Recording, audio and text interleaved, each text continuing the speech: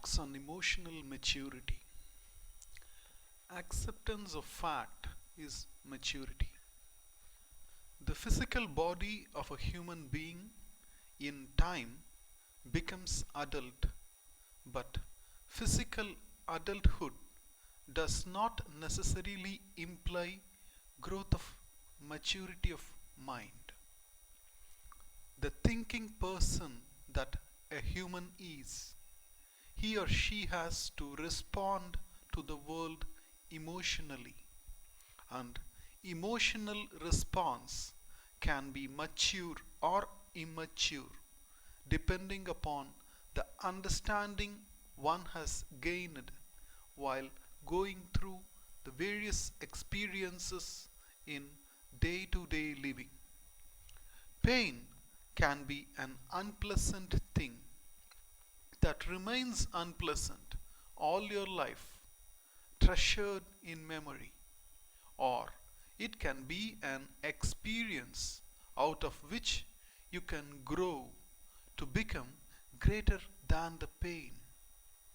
It is childish to expect that life should be without pain. It is equally childish to conclude that there is no possibility of being happy in one's life. A person who commits suicide has concluded that there is no way of his becoming happy in future. It is this conclusion that makes the person raise his or her head against the self. If you analyze this conclusion, you find it childish. There are always pleasant and unpleasant situations in life. This situation existed in Satya Yuga, Treta Yuga, Dwapar Yuga, and it is there now in Kali Yuga too. Human life is always fraught with situations which are both pleasant and unpleasant. But people want things always to be pleasant. Most of our responses to situations are reactions because there is no acceptance of facts. When you respond to a situation in terms of anger or jealousy or frustration or hatred, you do not really respond to the fact. You refuse to accept the fact, don't you? A Stoic philosopher, I am told, was a businessman too.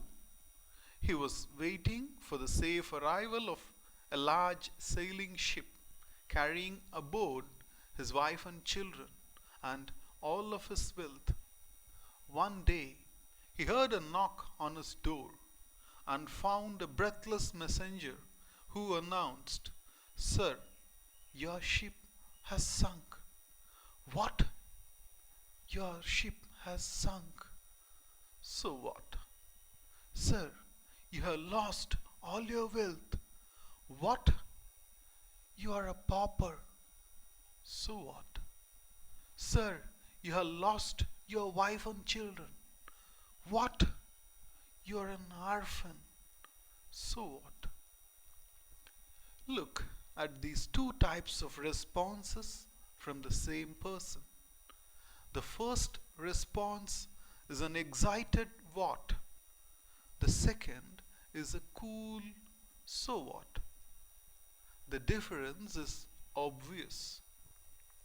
When he said "what?", it is not that he had not understood what he was told and that he was asking for a clarification.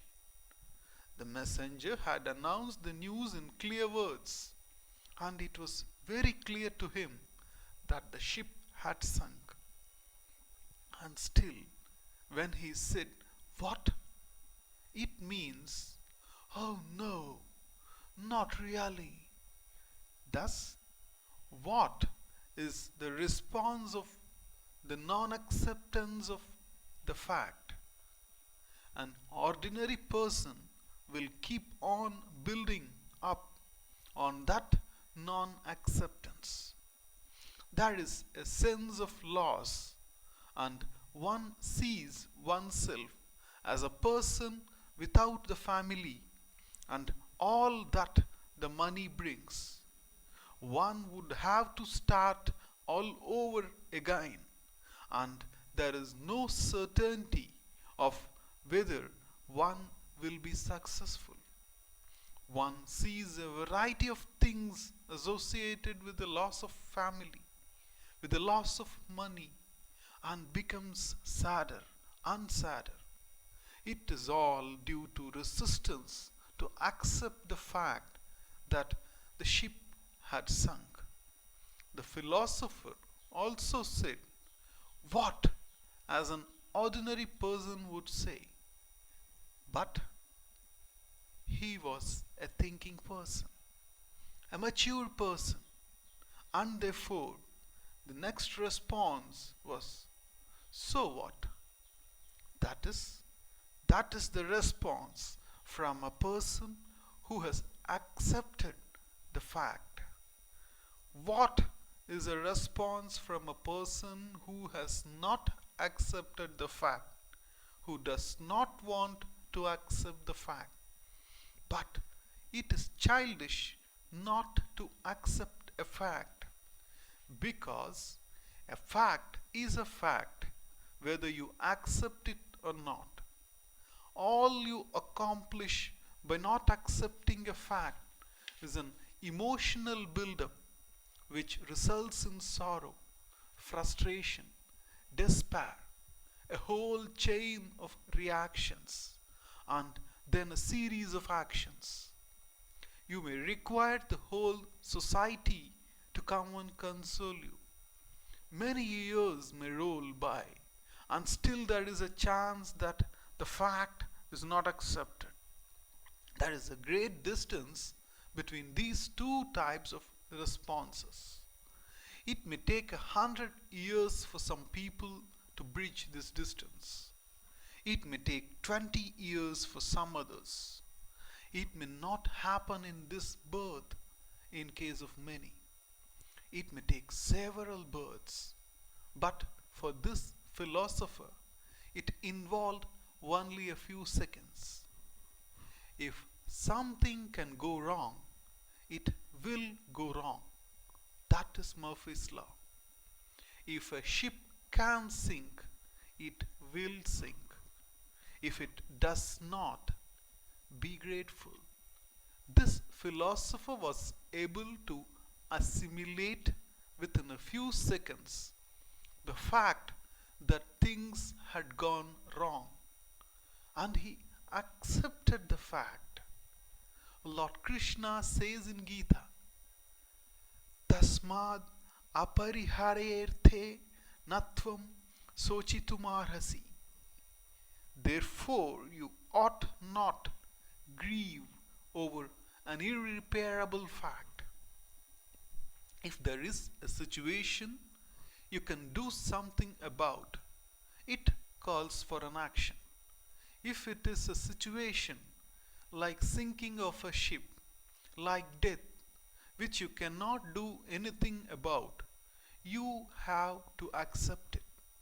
The sun is set, and you cannot bring him back, so you have to accept it. One who accepts facts, one who faces facts, is a practical person.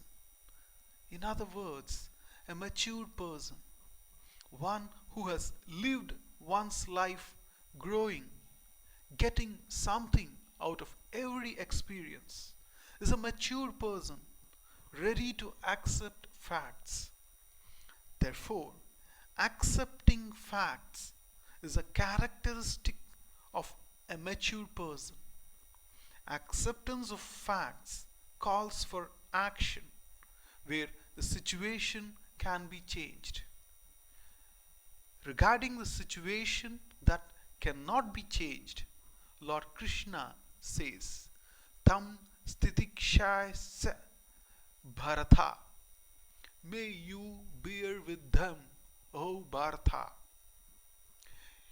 If a situation is irreparable, something that cannot be altered by you, you have to bear with it.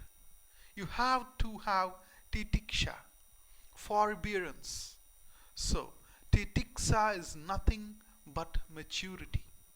If you analyze any virtue, it is nothing but the disposition of a mature mind. The first thing about a mature person is the capacity to accept facts and do what is to be done. We find the Gita, which talks about a variety of things leading up to the nature of truth, deals with facts and our way of responding to them. There are certain things which are purely to be understood. There are others where, after understanding, we have to do something. When the Gita talks about truth, about the nature of self, the world, and the God, that is something to be understood. While a situation like war, in which Arjuna found himself, calls for a certain mature understanding followed by an appropriate action. When the teaching was complete, Lord Krishna gave Arjuna a free hand. Yatechasi tatha kuru. Do as you please. But this was only after the Lord was sure that Arjuna could not but do the right thing. That is the confidence of a teacher who has covered all the necessary aspects of the subject matter and also sees an understanding in the eyes of the disciple. The confusion and contortions born out of it all seem to have disappeared. The Lord is sure that the teaching has gone home, and fulfilling the expectations of the teacher, the disciple says, Nasto moha smritir labdha. The confusion is gone, the understanding clear. Arjuna says that his understanding is clear, that he understands the facts as they are and will do what is to be done. Note the difference between action and reaction. Arjuna's identification with the opponents as mine, etc., his fears, his incapacity to appreciate facts, all these were expressions of an immature mind. Even though Arjuna was a mature person in many other respects, in this respect he was not. These are all my people. How can I fight with them? I know I am supposed to protect Dharma, but when my own people have taken the side of Adharma, how can I fight with them? This attachment was his problem, and that went away as a result of the teaching. He understood the whole situation clearly, and therefore, in response to Lord's command, therefore, O Bharata, you may fight, Arjuna said, I shall follow your instructions. Then he took up his Gandiva and fought the battle. Maturity is the end. Everyone has to become mature. Growth is maturity, and we are all designed for the purpose. We must fulfill the design of growing by becoming mature. Every wise man is a mature person. Discovering God, discovering yourself is nothing but maturity. There is nothing but maturity as the end in life. Unless a person is pathologically different, every person is designed to be mature. The system of Varna and Asrama that the Vedas designed for us is meant to make a person mature. All Varnasrama Dharma, all ethical values, all forms of worship, prayers, etc., and even the study of Vedanta are meant purely to make you a mature person. A mature person is one who first accepts facts and then becomes alive to facts. When you relook at what you consider a fact now, you find that it is nothing but some other fact. And again, you find that that fact has its being in some other fact. And so, what is the fact? If a person is aware of that, he or she is mature in the true sense. Such a person is called Sthita Prajna, a wise person. The qualifications with amanitvam, adhambitvam, ahimsa, etc., which a seeker of knowledge is advised to cultivate, are called jnanam. The word jnanam is used in the sense of that by which something is known. That means the mind. These qualifications are just the mind. What kind of a mind? A mature mind. Manitvam, vanity, is an immature mind.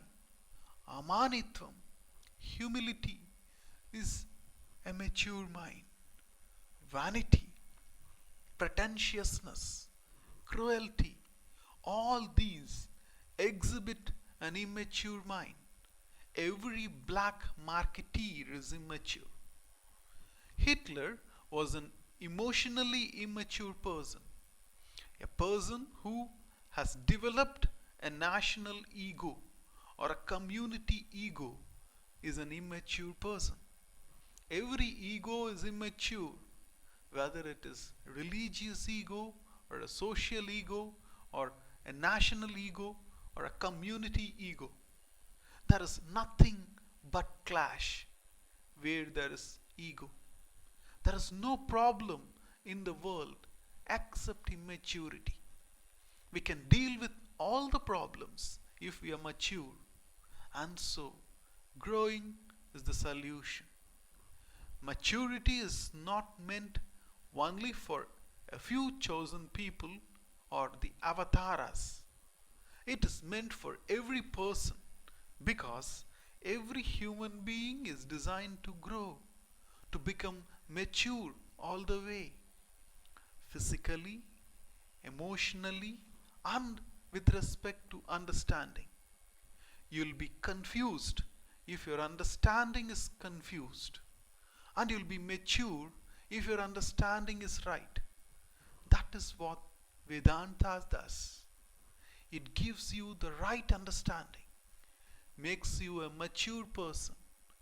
A mature person is kritakritya, the one who has done all that has to be done in life. Whatever that person does thereafter is a blessing for others because he or she is already blessed. Lord Krishna says in Gita, Na me partasti kartavyam trishu lokeshu kinchana nana vapthamavaptavyam vartha cha karmani. In all the three worlds, O Partha, there is nothing for me to really do because there is nothing unaccomplished that has to be accomplished by me. Still, I remain engaged in action. I am free because I know myself to be complete. There is nothing for me to be accomplished, but you still see me engaged in action, as even now I am driving your chariot. In action I remain, meaning I do whatever has to be done. This is the mature state. If samsara gives you a particular life, a life of struggle and conflicts, it can also give you a relative maturity. The Upanishad says that Parikshya lokan karmachitan brahmano nirvedam mayat. Having analyzed his experiences, the Brahmana, contemplative person, becomes dispassionate. An experience is also called loka. Having examined the experiences of life, this thinking person has become dispassionate, meaning objective, ready to see things as they are. He neither adds anything to what he sees nor reduces anything from what he sees. He neither adds anything nor reduces anything. He does not dismiss a situation, saying, there is no problem, nor does he see the problem more than what the situation reveals. This is a mature vision. That is what everyone has to grow into. And so, the Vedic vision of life is to make you grow and grow to such an extent that you can no more grow. Then the growth will be only in terms of aparavidya, worldly knowledge. You can learn this or that. You can learn electronics. You can learn languages. That is all for fun. You can no more grow. Therefore, the goal of life is to grow, because one is born a child